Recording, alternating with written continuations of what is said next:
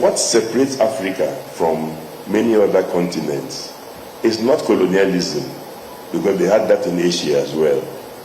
Even within Africa, what separates some countries like Rwanda is leadership.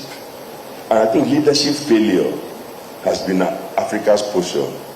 And I know that the focus here is on Nigeria, but I want us to really ask ourselves, because people in this room are part of what I was called the top 1% of Nigerians, in almost all respects, definitely in terms of income and other things. So what is it that we need to do to ensure that we have good leadership? Please, if you notice, I'm talking broadly. I didn't say leadership only in Nassau Rock. I'm talking about leadership across the entire spectrum. What makes some countries in Europe function, what makes some in Asia function, is good leaders at various levels. In China, you cannot appear at the very top unless you have been a good leader, a proven leader at various levels earlier.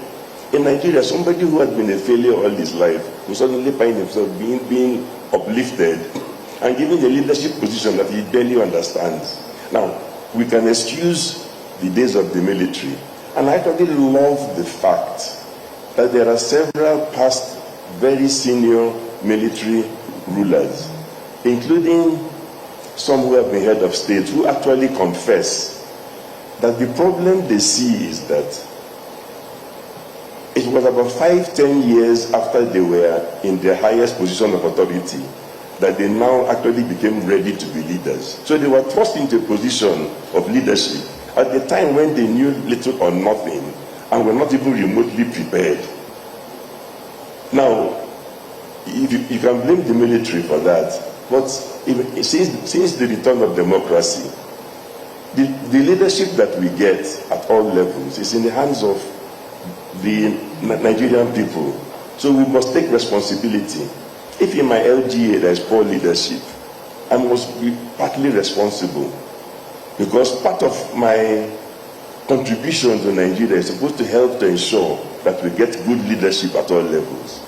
So ladies and gentlemen, I will just stop there and talk. So what have I said? There's a leadership challenge. And if the only thing that this conference ends up doing is helping us to make significant progress, building a consensus in our thoughts as to how or what we have to do to get the right kind of leadership. And for the avoidance of doubt, even what Aruma has done today is one way of showing leadership. I thank you, ladies and gentlemen.